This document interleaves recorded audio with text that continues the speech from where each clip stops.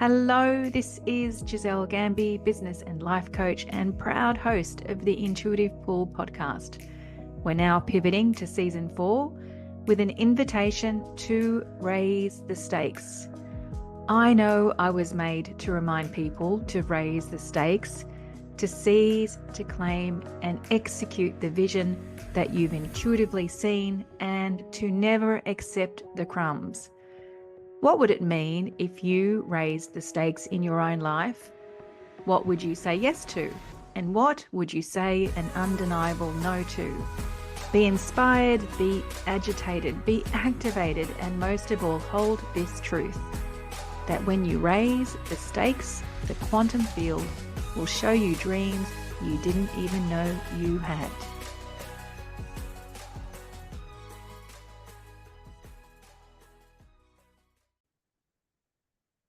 Welcome back to the Intuitive Pool podcast. I hope that you listened to the previous episode, Raising the Stakes, because as I said in that episode, there's a series of actually 3 episodes that I would encourage you to listen to as close to each other so that you can be as activated as possible from the pieces that have been moving through me, from the pieces that I've been activated by.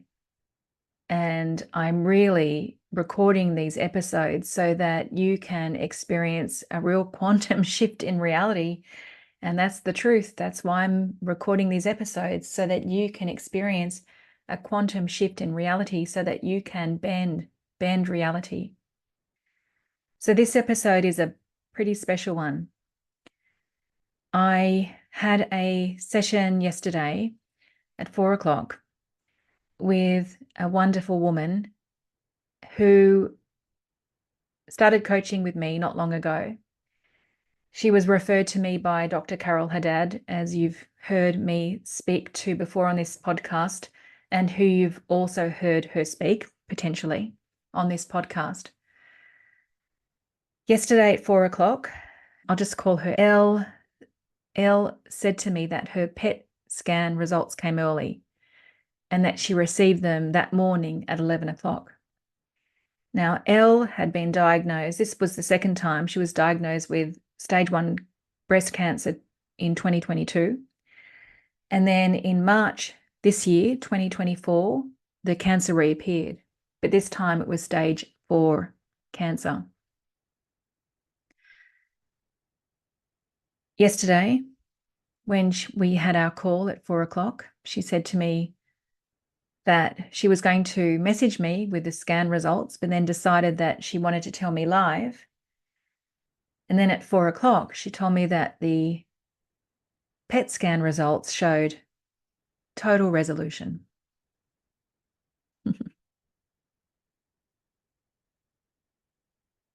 So we spoke about the cause of that.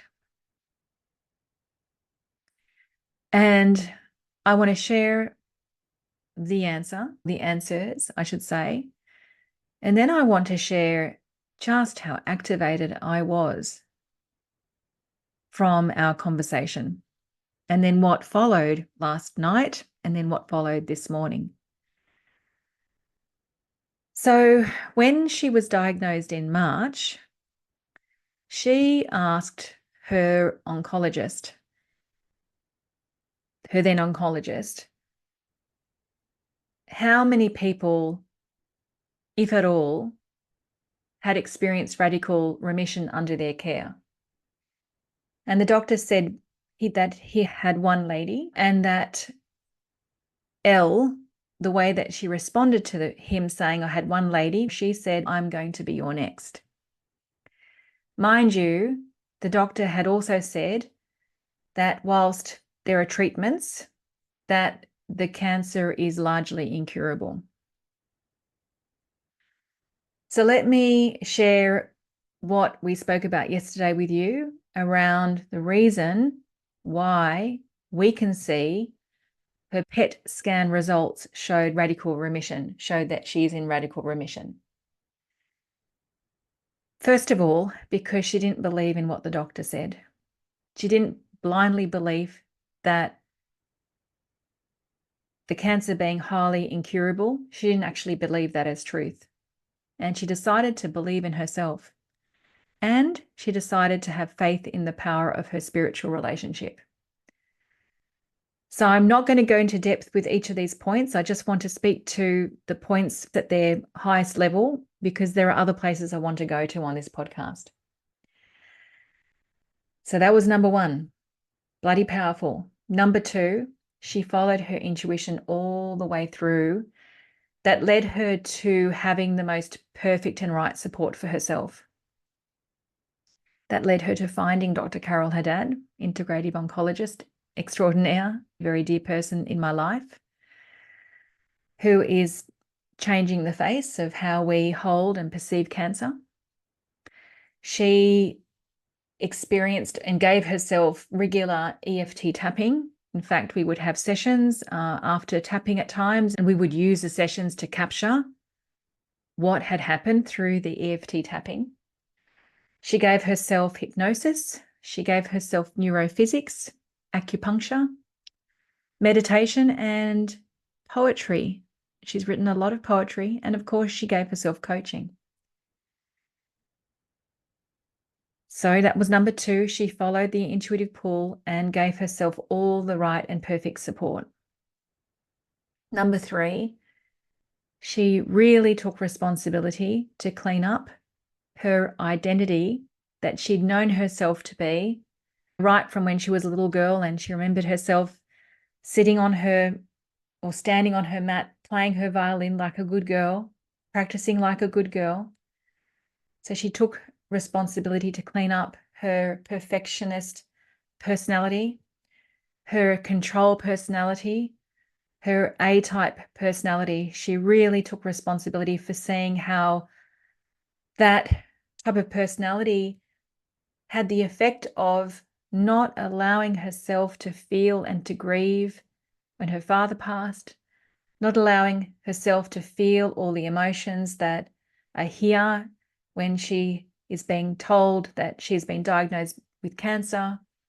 And once she, and this is not long ago that this was cleaned up, the floodgates of emotion poured out. And it's really important for you to hear that, because if we go back to the previous episode, Raising the Stakes, where Natalie Symes talked about how important it is for us to feel what is there, rather than that feeling be blocked in our body and then have its own consequences.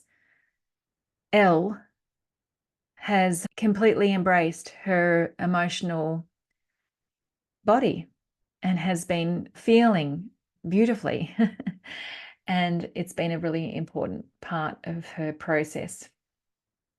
Following on from that, you're taking responsibility to clean up that identity. She also had made the decision 2 months ago to step away from the family business, to step away from being the person that she felt that she needed to be. And she gave herself these 2 months to be a time of healing for herself. And that's been incredibly important. And then finally, as I said before, she's been following her joy of writing poetry. And every time we have a session, she naturally goes away and writes poetry and sends it to me. And it's goosebumpy. It brings me tears. It's full of resonance. It's full of integration. I can see and I can feel the integration of what has happened in her process, what has happened in her session. I can feel the integration of that through the words that she's been writing in poetry. So we celebrated yesterday, lots of tears on our Zoom call at 4:00. A beautiful time to capture what I've just shared, the causes, and a beautiful time to see that love has plans for her, and she hasn't been through this experience just for herself. She knows, and there is no resistance. She knows that she's here to hold space for others because of the journey that she's just walked herself. So I got off Zoom with her at 5:00, and I actually had to jump in the car directly after that, because I went to an incredible light language sound healing meditation session that I had actually been booked in the diary for about 4 weeks. And I couldn't believe in the timing of that session, because it was such an opportunity to honor and really be with what had just happened on that call from 4 to 5 o'clock. And so I went to that session, and I felt, when I'd have my eyes closed and we'd be in meditation, and I'd be hearing this light language and this sound, I had so many messages and visuals. It was probably the most powerful session I've had in that group. It was full. The information was full. My eyelids were closed, but the information was rich. And the first thing that I saw myself doing was I wanted to run around the room going, raise the stakes. We're here to create new realities. We're here to create new realities.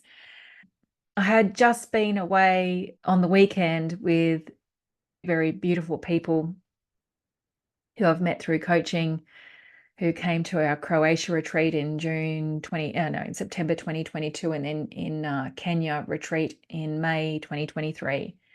And we went to a house and were with each other, and it was joyful and nourishing, and we did breath work, and we laughed, and we played games. We sat around the fire. We were asked questions, and at one point, one of the participants, we went on retreat. This was the retreat that was not a retreat.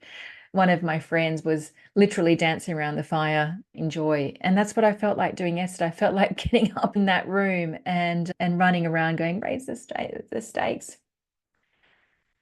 So I also saw more things in yesterday's session. The session in the evening, I should say, I saw us raising the stakes, and I saw us bending reality, literally bending reality. That is exactly what we're doing. And I also heard words, see through the eyes of the butterfly, which was very curious. And so this morning, I took myself to the beach. I sit in the car sometimes by the beach, and I had my laptop, and as I do, I became very present, and I started writing out my notes to self this morning. And I want to read to you what I wrote. So here we go. And again, I want you to receive this as a prayer. Let it feed you. This is what I wrote. I wanted to dance around Michael's room last night, like Troy did around the fire on Saturday. I wanted to dance around exclaiming, raise the stakes, we're here to create new realities, raise the stakes. This was just after I'd spoken with Elle, who told me that her PET scan showed total resolution from a cancer in 3 months since her diagnosis of stage 4 breast cancer. 3 months ago, she asked her oncologist, had any of his patients experienced radical remission? To which he replied, only one. And she then proceeded to tell him that she'd be his next. I am overwhelmed with emotion as I write. Why is that? I can feel it now. I feel that our sense of innocence is being pointed to here, an innocence that does not believe in the assumptions of how life needs to be, and is for many others who deem that circumstances are more powerful than who we are.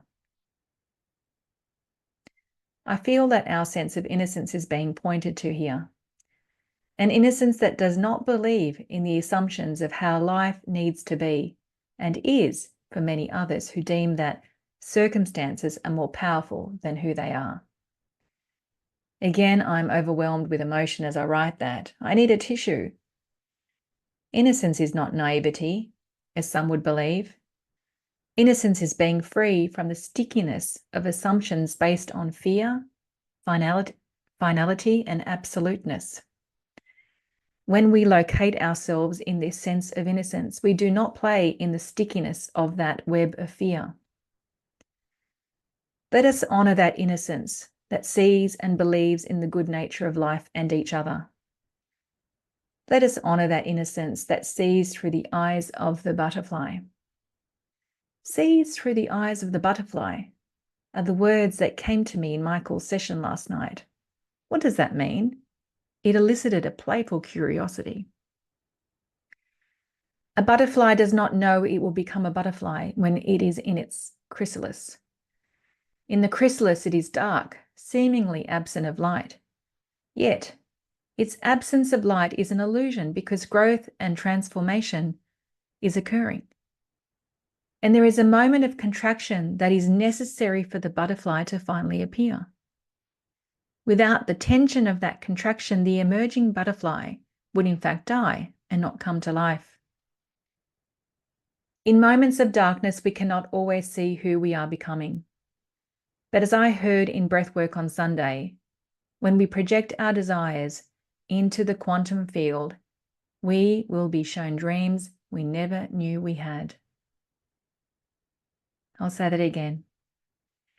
In moments of darkness, we cannot always see who we are becoming. But as I heard in breathwork on Sunday, when we project our desires into the quantum field, we will be shown dreams we never knew we had. I can't imagine that the butterfly knew of its impending colours and wings when it was the caterpillar or when it was in the chrysalis. So what does see through the eyes of the butterfly then mean? It means to have faith in the process of becoming. To see through the eyes of the butterfly is to have faith in the process of becoming, even though who and what is emerging can't be seen through the eyes of our former selves, nor in the darkness. I also asked ChatGPT what seeing through the eyes of the butterfly means. In addition to what I intuitively sensed above, I also learned that butterflies have compound eyes, which means that they see the world as a mosaic of many small images, giving them a broad field of vision. Seeing through the eyes of a butterfly, therefore, implies a perspective that is perceptive and different from the usual human viewpoint. The butterfly can see the bigger picture. Yes, exactly. How beautiful is that? Raise the stakes and bend reality. I feel like dancing around and singing to this today. Honor this sense of innocence that does not get stuck in the sticky web of fear and its finite and absolute assumptions. See through the eyes of the butterfly. Allow her wings to tickle you with faith of your becoming.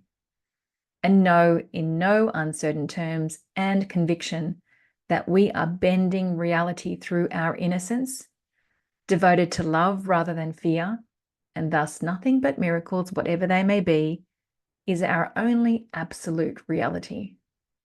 And allow the quantum field to show us dreams we never knew we had. So I want to finish on a final note. Elle also told me that her family business, which I want to remind you of, she walked away from for the last 2 months when she was a very active person in that business, in fact, on billboards. Their family business has had an increase in revenue from $16 million to $22 million during the 2 months that she's been not there. Not only over the 2 months, but 16 to 22 million in each month.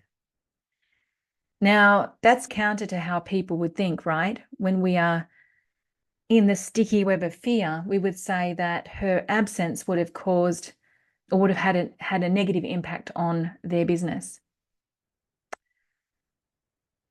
And the reason why I wanted to talk about those two very earthly subject matters is to show you in tangible form, because sometimes we need these earthly subject matters and the tangible results that can happen. We need to have these examples to show us actually that we are more powerful than our circumstances if we believe so, like Elle did and responded to when the doctor said that this version of or form of cancer is largely incurable. I want to use these two earthly subject matters of cancer and money to show you what can happen when we decide that we are more powerful than our circumstances, when we decide to believe in ourselves, when we locate ourselves in our innocence, when we diligently follow the intuitive pull, and to give ourselves the right support. And also when we are brave enough to let go of the person that we think we need to be. Elle could have stayed in the family business, but she didn't. She followed what was true for her. So I really hope that as much as Elle experienced a true miracle and is still taking it in, and as much as I have been activated through the messaging of raising the stakes, through the messaging of bending reality, through the messaging of see through the eyes of the butterfly, and through L's, I hope that these last couple of episodes have been truly activating for you. And I will now say that the third episode will be a meditation. And I hope that the meditation will also be supportive in your process to raise the stakes, to bend reality, to allow the quantum field to show you dreams that you never knew you had, and to see through the eyes of the butterfly. Ciao, ciao.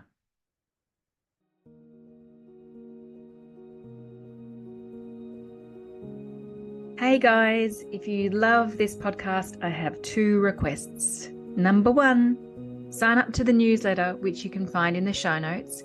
Sharing is one of my superpowers, and there is only so much that I can share through the medium of podcasting. And I have very big plans this year to be radically generous to you. So sign up to that newsletter where you'll be able to receive a whole lot more that I trust will be super valuable to you. And number 2, I'm a massive referrer of the people I love to the people I love. Please share this episode or podcast with the people you love, and let's create some more breathtaking ripples of impact.